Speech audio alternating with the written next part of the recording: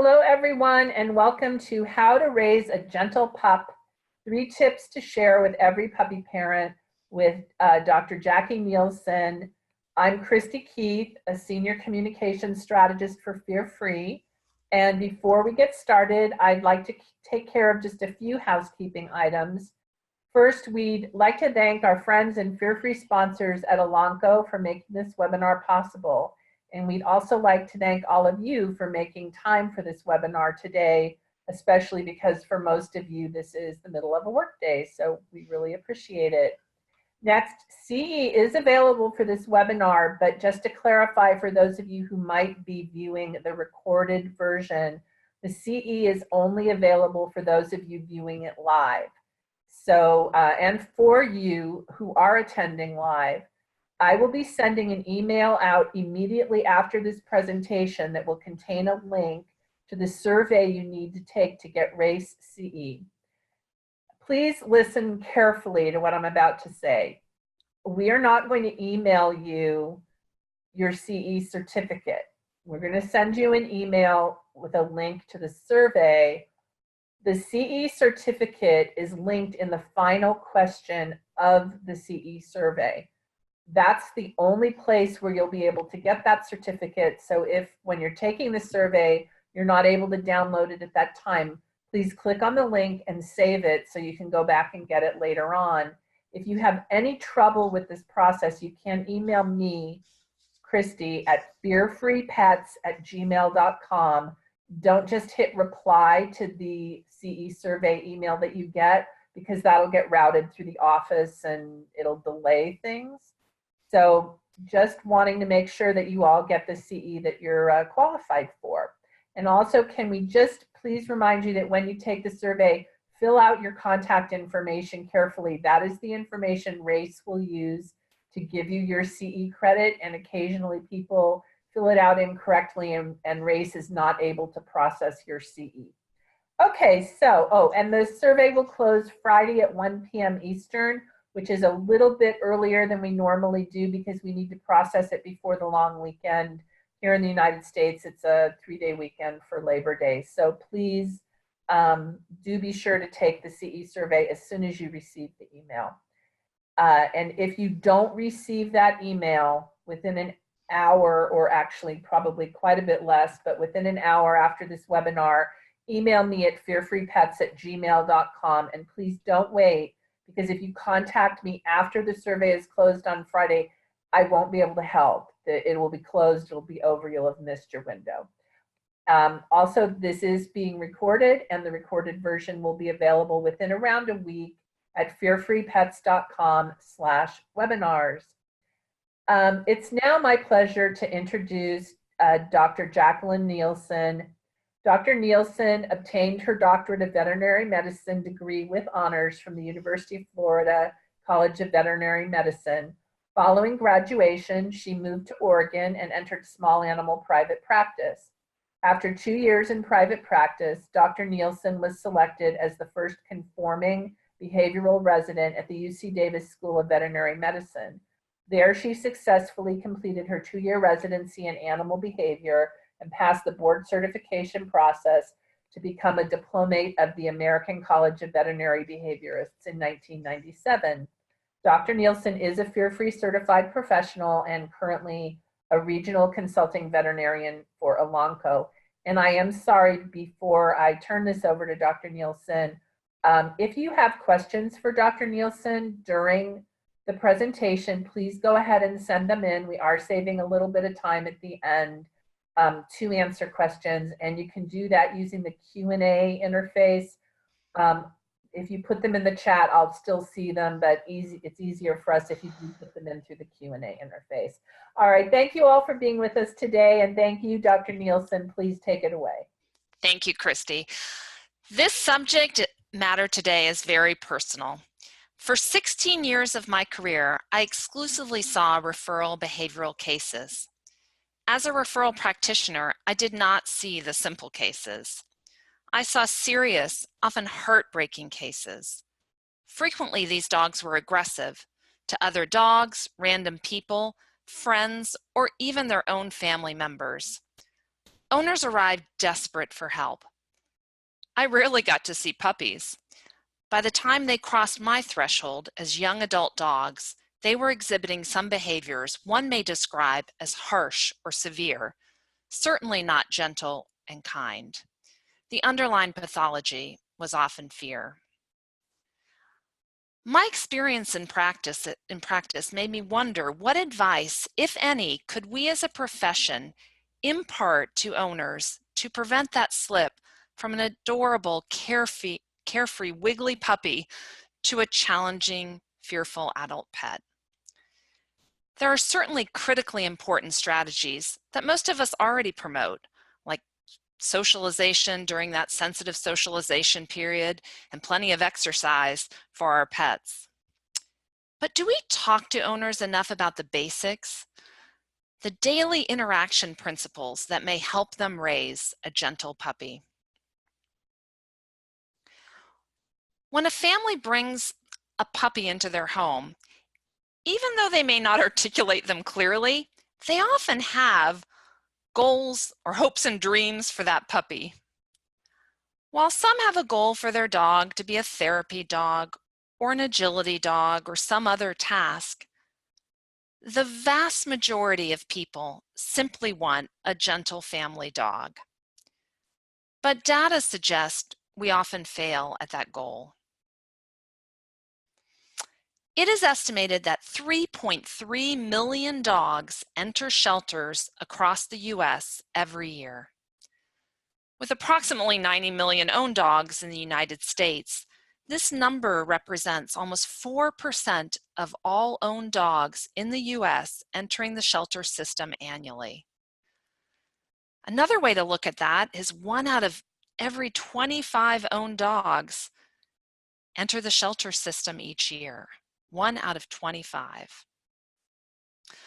A study published in the year 2000, looked at or asked about 2,000 people who relinquished almost 2,631 dogs to 12 shelters across the 4 regions of the US about why they relinquished their pet. They also collected similar data about the dogs from 10,000 US households. These are pets not being relinquished. And that was done for comparison purposes. Because they were looking for risk factors or differences between pets that were kept in the home versus those pets that were relinquished to shelters. It's no surprise that they found people relinquish animals to shelters for a combination of reasons. External factors, often beyond the control of that owner, such as changes in income, health issues, maybe an illness for the owner, or housing changes, are frequently reported as contributing to relinquishment. But relinquishment was also associated with the behavioral characteristics of the animals. Behavioral risk factors for relinquishment of dogs included house soiling, damaging items, overly active dogs, fearful dogs, and being a young adult dog, less than 2 years of age, the dogs I most frequently saw in my practice. Dogs who had bitten a person were also at an increased risk of relinquishment. So how can we change that trajectory? Reduce that relinquishment number to maybe 1 out of every 100 owned dogs. Have owners keep their dogs successfully in their homes into their senior years. Can we do that? Well, I really do think we can. And I think we've made great strides with Fear-Free to make our interactions in the veterinary hospital with our patients less stressful. And we have the opportunity and qualifications to teach our new puppy parents about how they can interact with their puppy to help raise them into these gentle pups that everybody really wants in their home. I started this webinar saying it was personal, in part because of my caseload as a veterinary behaviorist, but the other reason it's personal is this little guy pictured here named Spud. He's here with his general practitioner veterinarian, the talented and fear-free devotee, Dr. John Perchik. Despite having owned several dogs myself throughout my life, for the first time as an adult, I ended up with a puppy. Not only do I have a puppy now myself, but all my colleagues and friends seem to be getting puppies. This is probably just the frequency bias, a recognized phenomena where you become more aware of something after a significant exposure or experience with that item. For example, if I suddenly got a blue car today, I probably would start noticing more blue cars on the freeway. And now that I have a puppy, it seems like puppies are everywhere. But regardless whether or not this is simply a phenomena or a true 2019 summer puppy explosion, I have become the de facto puppy behavior resource for many of my friends. And I've thought a lot about what I can do to maximize Spud's success to become that gentle dog. It's probably a good time to mention that I don't think these interaction tips that I'm going to share with you today will prevent all behavior problems. I believe there are dogs, just like there are some humans, that suffer from pathological behavioral conditions that will not be prevented with simple interaction skills. But I also believe that poor puppyhood interactions can hurt human relationships and can start that spiral down to a fearful, anxious dog. Those damages may progress into behavioral issues that break the bond. So I really do think these are worthy of our attention and time. And since I mentioned time, that is a consideration. As veterinary professionals, we have a lot of information to cover in puppy visits about general health care, house training, proper socialization, all critically important subjects. So when I thought about focusing on these interaction tips, I realized that we needed a few quick, simple, easy to remember interaction principles that every staff member, once again, can remember and share. Thus the acronym PUP. It stands for Praise, Unflappable, and Prevent. So let's start with praise. Pet parents really should be constantly searching for and capturing and praising good behavior. For example, like Spud resting quietly in his bed. This can be verbal praise, good dog, yes, attaboy, or things like treats or other rewards like games. Unfortunately, a lot of pet owners don't want to rock the boat when a puppy is being good. So essentially they don't engage when it is being good, and instead try to reprimand the puppy when it starts to do something they don't want it to do. It's easy to fall into this pattern, as puppies can find a lot of naughty things to do around the house. And use of punishment may inadvertently, though, promote the undesirable behavior and compromise that human-animal bond. Why is that? Well, most puppies find attention, any attention, as rewarding. Yes, even yelling bad dog or no may actually reinforce the very behavior you want to stop or interrupt. On the opposite spectrum, some pups may get really scared with punishment, yelling things at them, making them wary of the person we want them to trust. What that turns into is we really want that first P to we want to counsel our owners to use that as praise. The second, the U I should say in PUP, stands for unflappable. And that is that second interaction principle. It's a tough one because humans need to remain calm and collected all the time, even when they see this. Call that liquid gold on the carpet. Yes, the urine stain. It can be tough to stay calm, especially when you just took that puppy out for the third time that hour to go to the bathroom and it comes inside and it soils in the house. Or in my case, when the Roomba discovered Spud's inappropriate defecation before we did. But here's a basic principle, is that every puppy elimination accident is the fault of a human. Every puppy elimination accident is the fault of a human, because we can't expect puppies to come fully house trained. And at some point, that elimination accident happened because maybe we turned our back for a second or we looked at our phone, and in that moment, that puppy delivered its elimination in a place we didn't want it. Or perhaps if it's not eliminating, it could have chewed the chair or maybe ripped up a book. But the point is that it can be super frustrating for us to have that happen, but the only person we really should get mad at is ourselves. Unfortunately, in that shelter relinquishment study we talked about a little bit earlier, owners still punish animals for soiling after the fact when they find it. And once again, that in itself violates the first principle of punishment. Remember, 1 to 2 seconds. But once again, about a third owners think it's okay to rub their dog's nose in elimination, or not only think it's okay, but perhaps think they should as part of training, house training their puppy. It's not okay to do that. It teaches nothing to the puppy except that this owner's a little unpredictable, and I'm kind of worried when they reach towards me perhaps the next time, that what are they going to do? So once again, we cannot punish for this, especially if it's found after the fact. I know people get frustrated, and sometimes they even get mad. That anger, though, should not be let loose on the puppy. That could easily transfer into a fearful or defensive dog.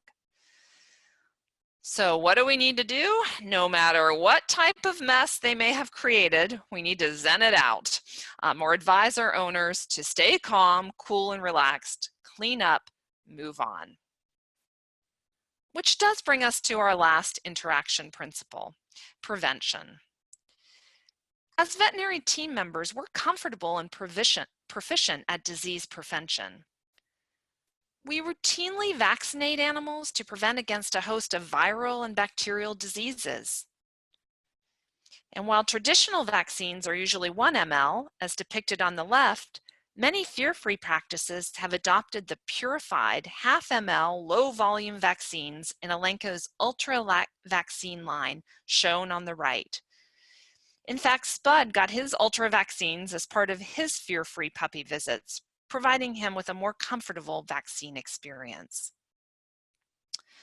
We also talk about the critical importance of year-round broad-spectrum parasite prevention to puppy owners.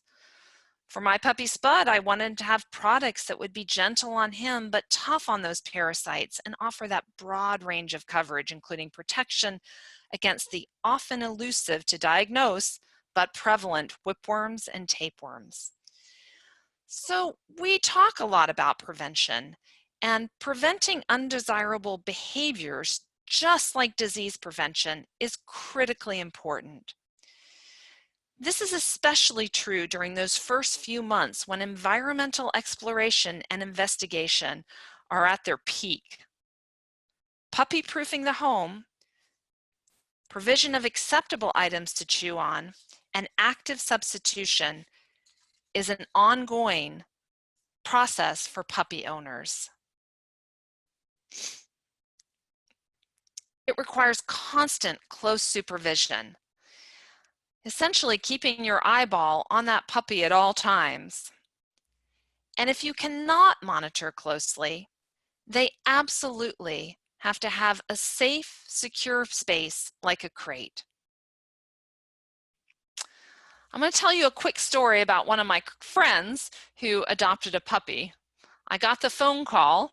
As I said, I've become that de facto expert now for them. I got the phone call that that cute little puppy had been house soiling, and they were frustrated that they weren't able to potty train their puppy very well. And fortunately, the whole family was on the phone call. So the kids were in the background, parents there, and they were having experiences. They were finding pee spots in the house. And they were, like I said, pretty frustrated.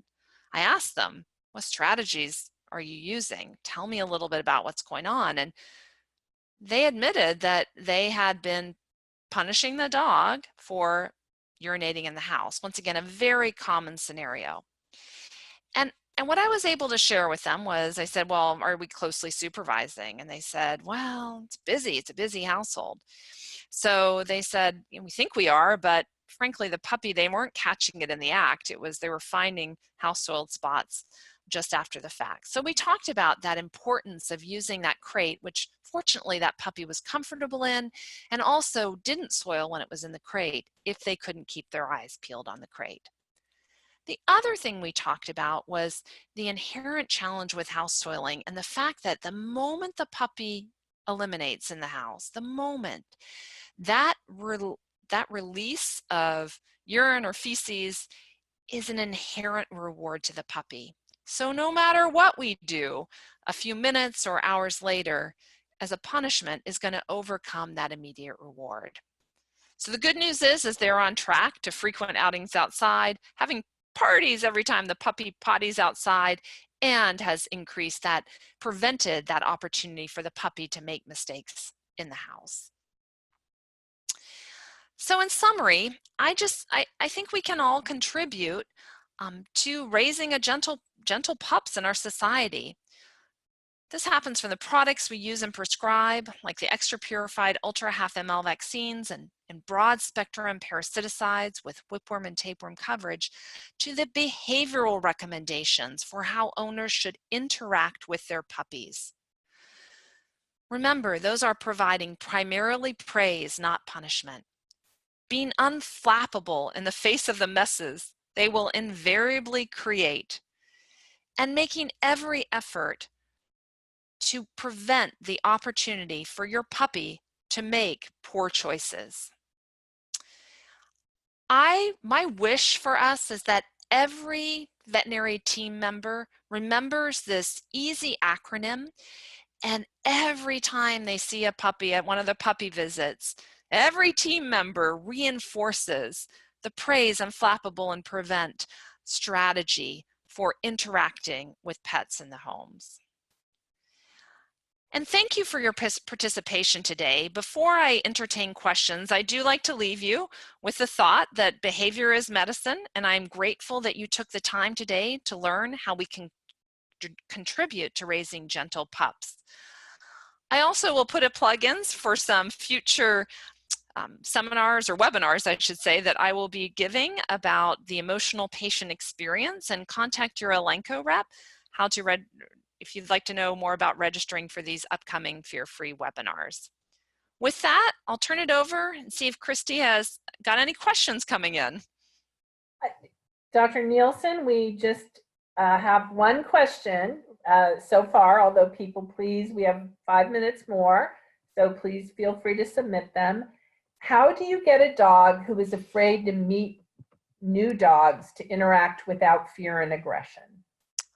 Oh, I love this question. And part of the reason I really like it is that it's one of my current challenges, because I have a really tiny puppy.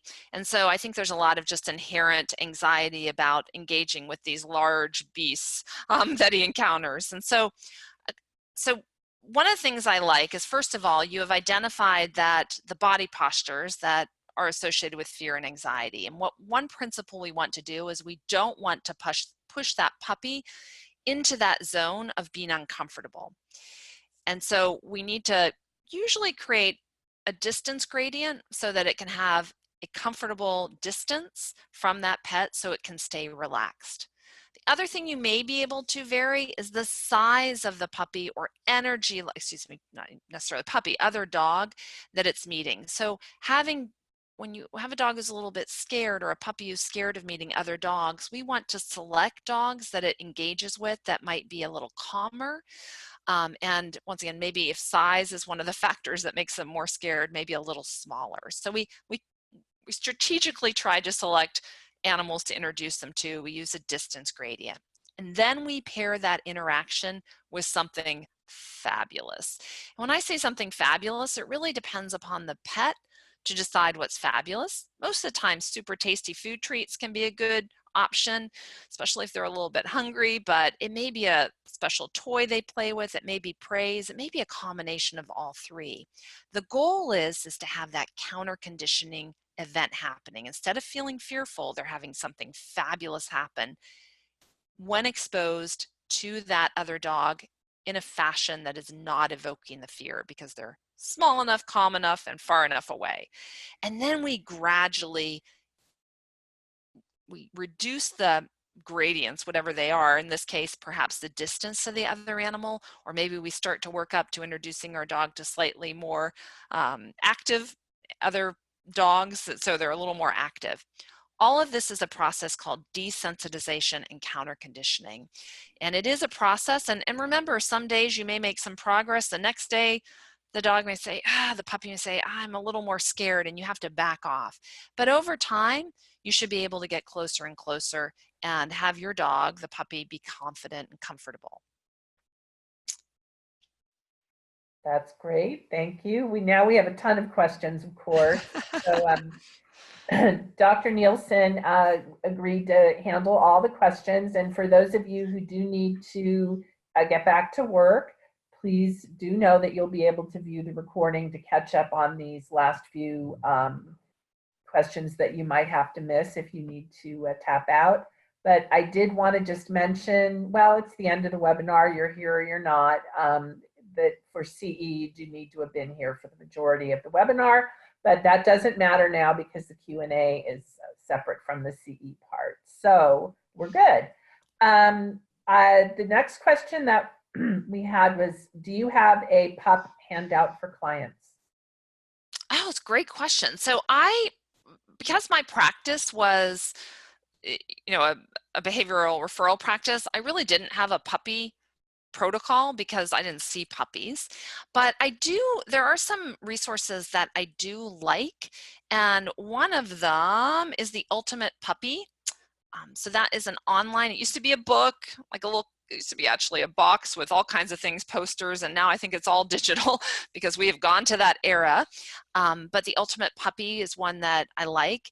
And then there are also, I should ask you, Christy, you probably knows better than I do.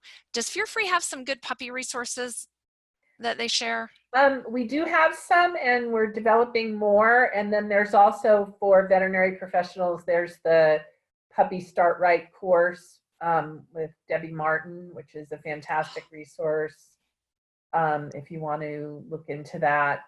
If anyone wants more information on that, or if there's any other resources that you want to provide Dr. Neilson, you can send them to me. You can email me at fearfreepets@gmail.com or christy.keith@fearfreepets.com. Great. And I will get them to you. Great. So the next question that we got in was, I'm scrolling back to see it now because they sent it in on the chat. We actually had multiple questions on the topic of taking puppies that were trained to use pee pads and help either transitioning them to going outside, or puppies who aren't getting with the program to continue to use the pee pad. And because I've only had large dogs, I have absolutely no idea what this is, because even my puppies have gone outside. So do you have any insight on the mysteries of the pee pad for these multiple people who asked about them? Well, first of all, you're reading my mind, because having a little puppy, we have employed, and you might have seen it in the crate, the pee pad strategy. And partly that's because when we have young pups, they don't have the capacity, and it seems like they have less and less capacity the smaller they get, to hold their bladder for prolonged periods. So when we tend to use a rule of thumb as the number of months in age that a dog is. So let's say we have a 2-month-old puppy when we adopt them, an 8-week-old puppy. If you add the number of months plus 1, that's the maximum number of hours that they can hold their urine, for example. So if I have a 2-month-old puppy, 2 plus 1 is 3 hours, that would be the maximum. And obviously, your options, if you work an 8-hour day, are limited to maybe be able to get that puppy to an outdoor elimination spot. And so And by the way, it seems like for the little ones, that's probably a little high on the estimate of how long they can hold it. They seem like they need to go sometimes every hour with those little tiny bladders on them. So they just don't have the capacity to hold. So oftentimes we start on pee pads, or maybe the breeder or somebody else did, and so that puppy is kind of already used to going on a pee pad, but we want to transition them to go outside. And so one of the strategies that we can do is that we can first take that pee pad outside. So especially if puppies form a substrate preference for elimination, and what that means is what's under their feet at the time they're going at about 8.5 weeks of age, so kind of right in that time. And so if that happens to be a pee pad, they might be prone to a pee pad. If it happens to be rocks, they might search out rocks for elimination, even later in life, or grass or dirt or what have you. So that's one of the strategies, is to say, let's take that thing they're used to under their feet, their substrate preference, put it in a different context outside. And over time, once again, it's that same desensitization, or that kind of we gradually reduce grading exposure, reduce the size of the pee pad, praising them for going on that other substrate, whether it be grass outside, dirt outside, etc., and praising that. We can use that same strategy in the home, once again, starting to reduce the availability of the pee pad when we know that their bladder can hold the duration of time that we have left them for. So it's an extra step in house training if they are started on pee pads, to have to say, now I have to re-house train them to outside. And once again, sometimes taking that pee pad outside can facilitate that, and then also loading on the praise for the behavior you want, which is delivery of elimination on that grass or dirt substrate in the outside location. One, I think probably a quick question. Excuse me. Someone noticed in your photo of vaccines, of the vaccine syringe appeared to have a 22 gauge needle. Do you recommend larger bore needles for faster injection, or smaller gauge needles for less pain? Yeah, so that I do leave that to the veterinarian's preference. So what I would prefer, so there's pros and cons to both of them. So as you mentioned, the larger gauge needle, if it's super sharp, so 22 gauge, if it's, you've gone through the rubber plastic, to pull up the vaccine, then you've changed out onto a sharp needle. I actually often prefer that larger needle. It's nice and sharp, so it goes in easily, because it reduces the time. However, I do know there are people that like the 25 gauge, which is going to take a little bit longer. But with the 0.5 ml vaccine, that becomes a little less important, because you have half the volume to give. So once again, it can be, I call it deliverer's preference, whatever you prefer to do. And if, once again, we reduce the volume to the 0.5 ml, it gives you, there's less volume there. I think you can probably pick either one and use it very successfully. It's funny, actually, my first visit we used with Spud, they used the 22 gauge. The vet who was doing it, like the 22 gauge needle. The second time they used the 25 gauge needle. He did well for both, and both were the 0.5 ml ultras vaccine. So. Okay, great. What do you suggest for a puppy who has growled and turned his head when being picked up when tired? Who growled and turned his head when picked up and being tired. Let me tell you the first thing I'm going to say, absolutely don't have the owners do. The first thing is, I don't want them to punish the dog. And I know that is oftentimes the first kind of knee-jerk reaction. I have to show them who's boss. But this is not about who's boss. This is that dog communicating. And if we punish them, they may start to leave out that, what we call the ladder of aggression, which are those preliminary signs before they go to a bite. So I don't want to punish them. What I want to do is calmly, probably stop whatever that interaction is with the puppy. And I know that that might be reinforcing the aggressive behavior, but what I really want to do is say to myself, okay, in this moment, I don't want to push it. I don't want that dog to go to the bite if I continue with it. And I certainly don't want to punish it to make them lose those warning signals in the ladder of aggression. So I will stop the interaction calmly. And then what I would say to myself is, okay, I know the scenario that made that dog a little bit upset. It was disturbed when resting, maybe it was tired. And I have a couple of options there. One is that I can become, as a human being, better at reading my dog and know that I probably shouldn't go up and disturb when resting. Maybe I'll call them to me, ask them to do something, and then engage with them. So that gives the dog a way to say no without progressing to aggression if they don't comply with my command. I think one of the big problems that we kind of gotten into as a culture is that we think dogs should be able to tolerate everything at all times by owners. And I think they're sentient beings, and sometimes they don't want to be touched. We just have to have a good way without using aggression for that dog to communicate it. The other part of that, though, is to say, okay, maybe I do want this dog to be a little more tolerant of touching, so let's practice it when the dog's not tired. Meaning that I might set up a training scenario where I touch the dog, reward with a treat, touch the dog, reward with a treat, touch the dog, reward with a treat. So now the dog's getting the idea that instead of being a little bit apprehensive about what may come next, that touching gets them in that automatic emotional state of this may be fabulous coming because it might be a hot dog, and that's what we really want to develop. So that's my preventative strategy to try kind of overcome that issue in the long term. But in the short term, I would say there are times, I mean, I was taught as a kid, my mom used to say, don't disturb with a dog when eating and let a sleeping dog lie, right? Don't go up and mess with it when it's resting.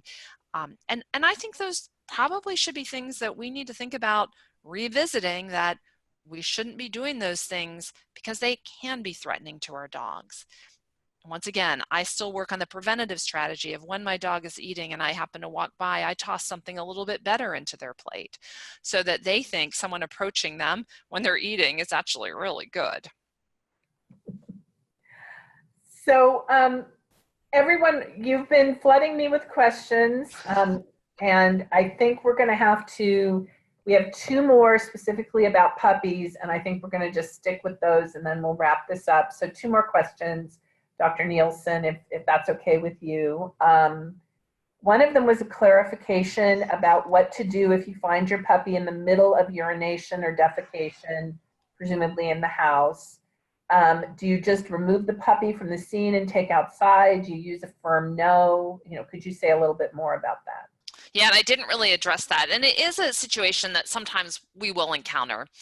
And so what my guidance is, and what I prefer to do, is to actually do something that might be a little bit of a startle, but nothing significant, like an or a oh. And then it really is picking them up and taking them outside. So I try still maintain that unflappable demeanor. I may give a little like, oh, and then out we go. And then if they finish outside, which they often don't, but if they do, super puppy party, you know, praise is lavished on them.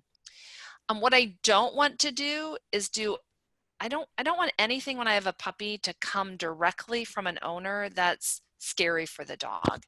And the reason is that I don't want them to think of you as scary. I really don't. I don't want them to be frightened of their owners. And I think, once again, with my experience, I saw a lot of dogs who became very uncertain about, is an owner going to fly off the deep end? And remember, for us, we understand why we're punishing them, because that's a violation of our carpet and our house and not what we want. But for them, it's feeling really good at that moment. And all of a sudden, in their world, their most important person goes ballistic, and they may not be able to really put those two together and understand them. It may not make sense. And for a dog, when it doesn't make sense, it's going to be potentially problematic. So I don't want anything, it's not punishment for catching in the act, is usually not going to house train them anyways. So I would tend to be maybe a little but if nothing else, just picking up. And I yell at myself internally if it happens to me, like, you idiot, why weren't you watching the dog?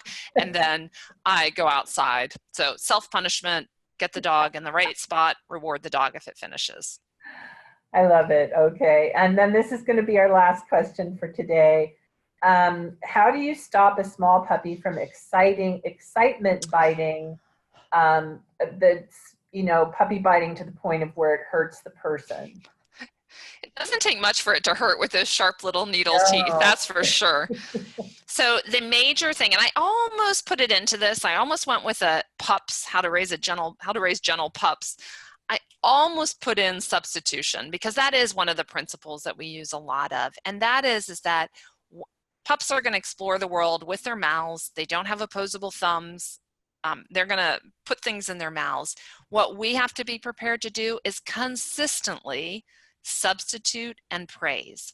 So that puppy mouthing starts, toys are there, we substitute it in. Now, what may then happen though, is that puppy may say, well, that's not as much fun as biting you, because when I bite you, I actually get more of a response. And that response, once again, usually from us, we think it's punishment. We may squeal, we may say, ouch, we may say, no, stop it, look at them, eye contact. That is all reinforcing to most puppies. So what we intend to be punishment is in fact not, it's a reinforcement. So the trick there is we substitute, get really excited then, praise them for chewing on, if they have a toy in their mouth, or we're playing tug, which by the way, I love tug of war. I think it's a great game for puppies. So we praise that by engaging with them then. If they go back to chewing on us, it may be time for us to move away from the situation. That's actually a punishment strategy. It's called negative punishment, removal of an important resource. Now, with puppies, it's a little tricky because if you're free in the house and you remove yourself, they may go soil on the carpet. So there is a little bit of that management strategy that you have to have in place, where maybe we've trained them to go to your kennel, or we redirect them into their kennel so we can close that for a while, they can calm down. Maybe we take them out for a walk or some other activity where they can get some of that energy kind of burned off in something that's not about biting us. So those are some strategies to consider. Okay, fantastic. And then the other, of course, that you left out is learn to love the pain.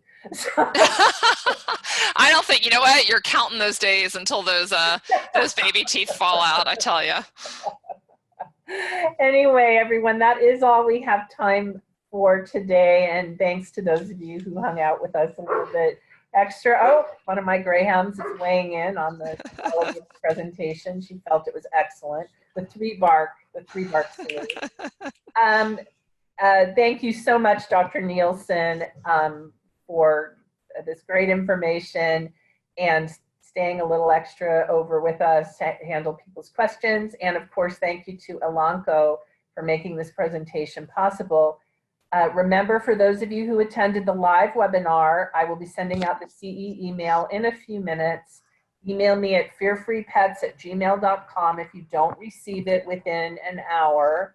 The CE survey is only open until Friday at 1 p.m. Eastern US time, so please take it right away.